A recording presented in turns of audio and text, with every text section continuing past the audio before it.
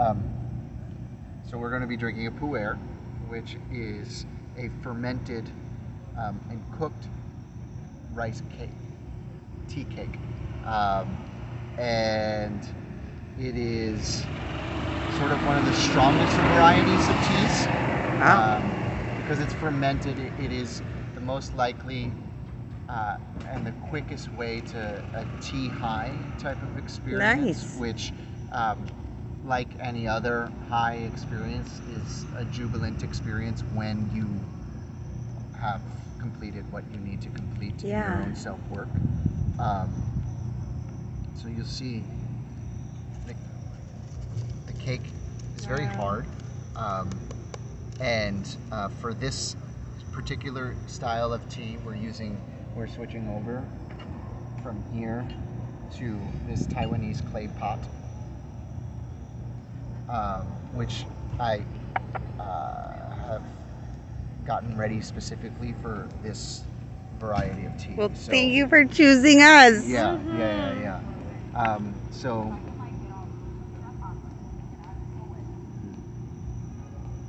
yeah, you can lift it up and smell it, lift the actual cake, because otherwise you could smell that it has this fermented quality to it. Oh yeah. Wow. Yeah. This is so interesting. It's so cool. Yeah, it's a very interesting tea. So tea itself, is one plant, Camellia sinensis. Anything that is considered tea is probably not tea. Like chamomile, like golden milk, it's not tea. Mint. Tea, yeah, mint. Those are all botanicals. Tea is one plant. Okay. And what makes the difference in teas between white tea, green tea, oolong tea, black tea, and pu'er is the cultivation and oxidation process. So white is the least oxidized, all the way up to black or dark tea, which is the most oxidized, and then the fermentation process is what creates a pu'er. So this pu'er is it was boring everywhere else. It's nothing more interesting. Was it really? No, and this I is didn't a go really, everywhere else. This I is just a went really to go see one friend. interesting tea that we are about to experience as well. So this tea, like once I set it, I can leave this in this pot and I can steep it over and over and over again for hours. Oh wow. It is very much like a communal pot type of The tea. gift that keeps on Yeah, giving. it is the gift that keeps on giving, exactly. And to me, it's really delicious. It's going to be, I don't want to say funky, but kind of funky compared to what a normal tea experience will be. As it should be really delicious as well. So throughout the day, we've worked through Shark, I think you've been here for all of them. You've been through every single one. Yeah, we started with a really gentle, White tea, that was beautiful. yeah, the really gentle white tea,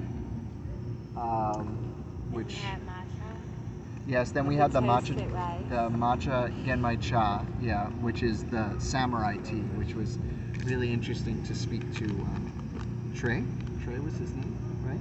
Because he was a special ops. Guy? Yeah. Okay. Yeah, he was a special ops veteran, and I work with those guys a lot, so it was very cool to see him in that space Connect. right after that. Yeah, and yeah, that was really special for me.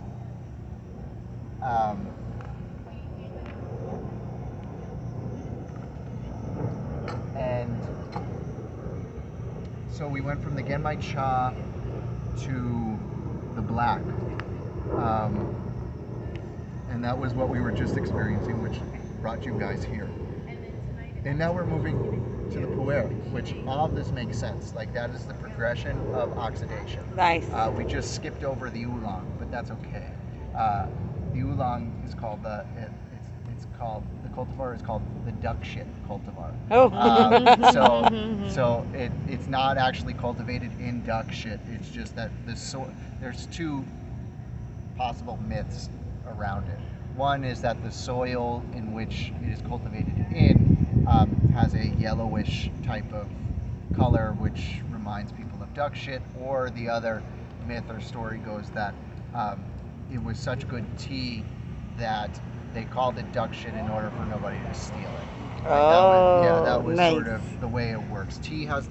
Every tea has this long line of mythology that goes through it, and it is really the basis of first Chinese culture, then brought over to Japanese culture, and then throughout all of Asia. This is a Taiwanese pot, and then India as well grows really nice teas. This is a Chinese pu'er. And I can tell you exactly where it's from. Yunnan. Yan'an. If that means anything. No, it does not. Yeah, so this is the shu pu'er, yes. Can we smell the duck shit oolong? Yeah, it doesn't smell anything like duck shit, but for sure. Oh, it's not open, but I can open it.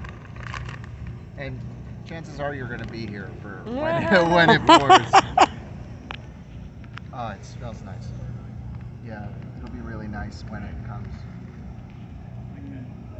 That shark has hurt many times now. And Chelsea as well. You want to warm everything that you're going to be utilizing. It's a seduction process. It's a foreplay with the leaf in order to get the best out of the leaf, and therefore out of you as well for the leaf. So you don't want to start cold on anything. So there's just a quick process of everything that we're going to use, getting a little bit of water, warming itself, and then it's really I keep saying it, so it really must be my favorite portion of the tea experience is going from, we're going to go here one more time, smelling this pu'er, lift this one and bring it close, because otherwise it's going to just smell like wood.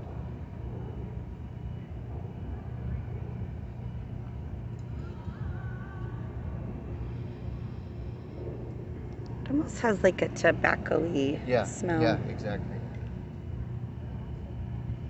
Hello. Almost looks like a piece of chocolate I want to eat. I do have chocolate as well. Oh. Whoever might go well with it. We're going to have to see. I'm a little, sitting here with it, wondering what's going to happen as well. So that's the joy. Experiment. Yeah. So now, just putting it in here, immediately.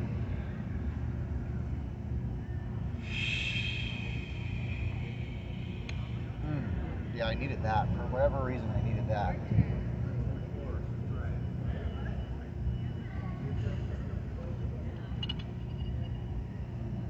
Yeah. So now smell it. Just lift the lid a little bit. Apples. I found the women.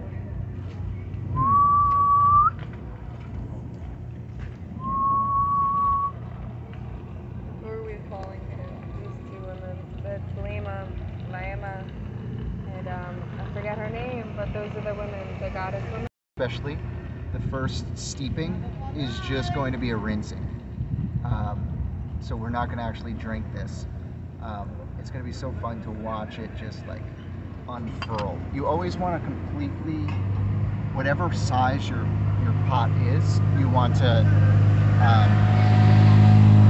fill it up with water, no matter what the size is. So that's why there's varying different sizes. There's an Eastern style of steeping tea, which is shorter times over longer steeps, so you get more of a journey out of the tea. And then there's the Western style, which is more water, longer amount of time, and you're sort of sitting with a bigger mug. But yeah, so let's see what comes out of this rinse. It's going to go directly into our water pot. You know what? I'm going to put it in here with our leaves.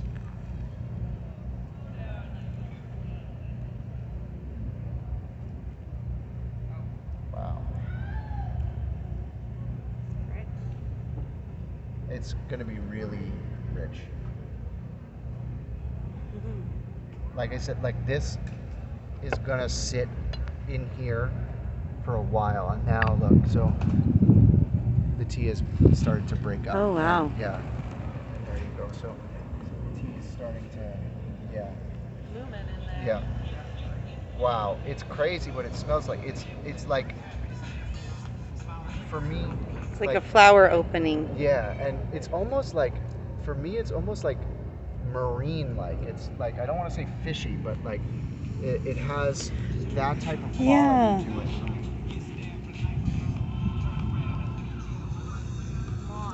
Hi there. Hi. Anybody want to make spinner? Oh, not We're right now. We're at a tea ceremony right now, but you're awesome. I'm gonna come find you.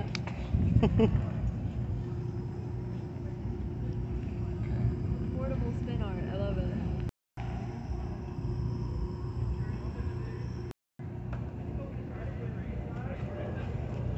Sorry. That's okay. You're not joining, but you know where they are. They do got us. Boom. You know where they are? Yes, they're over there, and then they would be at Lake something near the beach. Liquid. Oh, I know that place. Liquid Lotus.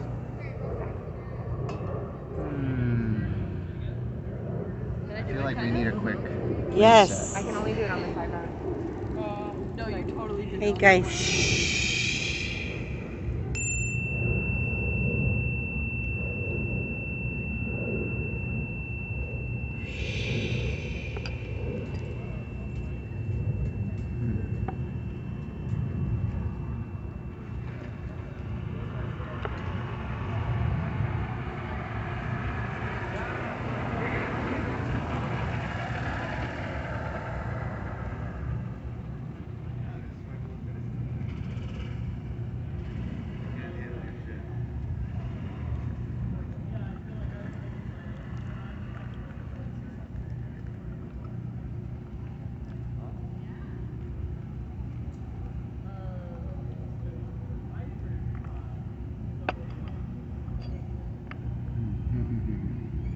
More.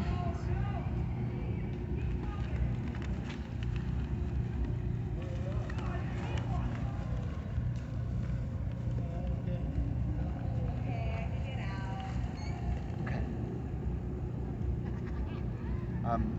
The tea drinking experience from the Eastern ideology is much more on the energetic feelings of the tea, where the tea hits you, what it makes you feel, where it goes into your body, much more than the taste of it. This is going to have a very obvious taste, and we'll be able to journey through the taste, and it's going to be a beautiful experience. But look more into the energy of the tea, how it makes you feel,